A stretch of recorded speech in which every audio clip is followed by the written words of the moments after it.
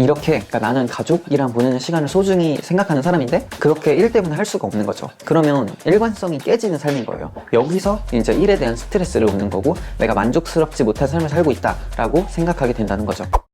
두 번째 챕터에서는 돈이냐 의미냐 그것이 문제로다 이렇게 제목이 나와 있는데요.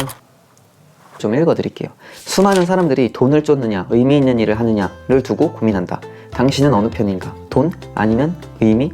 정답은 없다. 질문부터 잘못됐기 때문이다. 돈을 내가 많이 버는 게 중요하냐 의미 있는 일을 하는 게 중요하냐, 이 질문이 완전히 잘못됐다고 얘기를 해요. 왜냐면 이 두 개는 그냥 제가 어떠한 일을 선택하는 두 가지의 다른 척도일 뿐이다 라고 얘기를 하는 거예요. 이 두 개가 별개라는 거지. 그냥 선택할 때 두 가지를 다 고려하는 게 맞다는 거고, 여기서 중요한 건 자신의 가치관에 일관성 있게 부합하는 걸 선택해야 된다는 거예요. 그러려면 직업관이 있어야 되고 인생관이 있어야 된대요. 그래서 내 인생관에 맞는 직업관을 또 가진 다음에 그 직업관에 맞는 직장이나 일을 선택해야 된다는 거죠. 여기서 말하는 직업관은 뭐냐면 인생관을 먼저 말씀드릴게요. 인생관. 당신은 왜 여기 있는가? 삶의 의미나 목적은 무엇인가? 다른 사람들과 어떤 관계를 맺는가? 국가, 가족, 세상의 나머지 부분들은 당신의 삶에 어떤 의미가 있는가? 선한 것은 무엇인가? 악한 것은 무엇인가?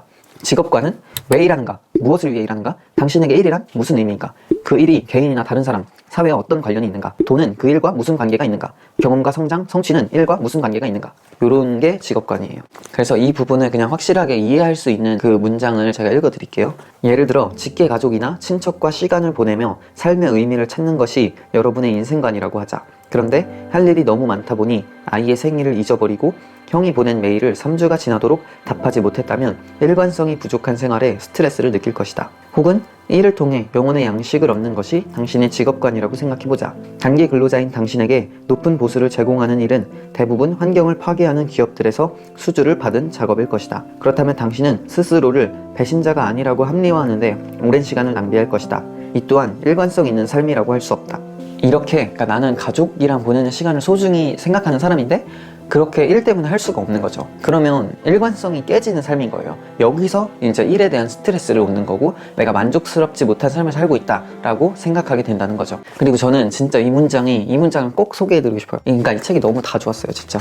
자, 이 무슨 부분이냐면 일관성 있는 삶이 뭐라고 생각하시나요? 여기서 이 저자가 말하는 일관성 있는 삶이란 평생 하루도 빠짐없이 모든 것이 완벽하게 준비되어 있다는 의미가 아니다. 나의 세계와 인생관에 부합하는 삶을 살고자 스스로 최선을 다한다는 의미일 뿐이다. 그러니까 일관성 있는 삶을 사는 것이 뭐냐면 일관성 있는 삶을 살려고 나의 최선의 노력을 하는 게 바로 그 삶이라는 거예요.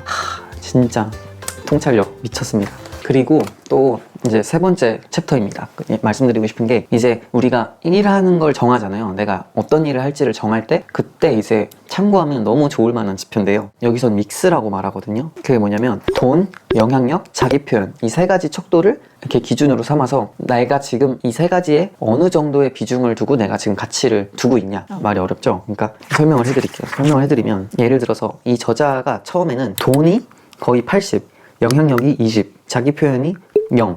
그래서 이 부분을 요렇게 생긴 그래프거든요. 내가 삶을 살 때 지금은 내가 돈이 더 중요하고 영향력은 조금만 있으면 되고 나의 표현, 자기 표현 이건 약간 예술적인 부분을 말하는 창의적인 부분을 얘기를 하는데 이런 부분 없이 지금은 내가 돈을 버는 게 가장 중요하다라고 생각했을 때의 척도였던 거예요. 그러면서 이 저자가 이제 교수로서 일을 하는 걸 제안을 받아요. 근데 이때는 얘가 CEO였거든요. 그래서 자기 사업이 있어서 자기 표현은 안 되지만 영향력을 조금 가지면서 돈을 많이 벌 수 있었던 직업이었어요. 그래서 자기가 생각하는 이 믹스, 이 돈, 영향력, 이 세 가지의 척도에 맞는 삶을 살았던 거죠. 근데 스탠퍼드에서 교수로 일하자는 제안을 받습니다. 그러면 보스는 이거보다 절반이 확 줄어들어요. 그래서 이 사람은 이 믹스를 이제는 이 믹스로 바뀌게 돼요. 돈은 조금 덜 받지만 영향력을 크게 줄 수 있고 자기 표현, 창의적인 이런 일을 통해서 사람들을 도울 수 있는 거죠. 요렇게 내가 이제 원하는 건 돈보다는 영향력이다 라는 생각을 갖고 이걸 이제 해봤을 때 내가 이직을 하는 게 교수로 이제 직업을 바꾸는 게 맞았다는 선택을 한 거죠.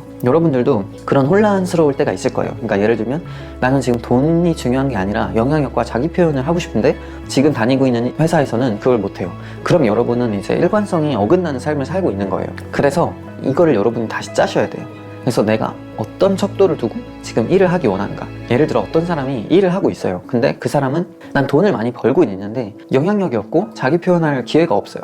그러면 이제 혼란스럽단 말이에요. 내가 이게 하는 게 맞나? 근데 다시 생각을 해보면 그 사람이 만약에 돈이 지금 정말 필요한 상황이에요. 가족 중에 누가 아프다거나 정말 큰 일을 준비하고 있다거나, 그럼 그렇게 생각을 했을 때 이 사람은 일관성에 어긋나는 삶을 살고 있었던 게 아닌 거죠. 지금은 돈이 필요한 상황이니까 가장. 근데 이 척도를 세우지 않는다면 계속 혼란스러울 거예요. 심지어 방금 말씀드린 것처럼 지금 일관성 있게 삶을 살고 있는데도 자신은 내 인생이 뭔가 잘못됐다, 내가 지금 이 일을 하는 게 잘못됐다 라고 생각을 하는 거죠. 그래서 저도 이제 큰 여기서 통찰을 좀 얻어서 나중에 이직을 할 때 이 척도를 세우고 가야 될 것 같아요. 제가 이직을 한번 해봤는데 그때는 그냥 워라밸만 따라서 수행 갔거든요. 근데 그게 아니라 내가 지금 중요하게 생각하는 가치들이 무엇인지를 세우고 그 가치에 부합하는 일을 시작을 해야겠다, 이렇게 생각이 들었습니다. 네, 그럼 오늘은 여기까지 영상을 마치고요.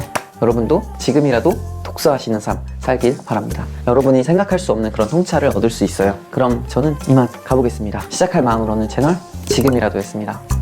안녕.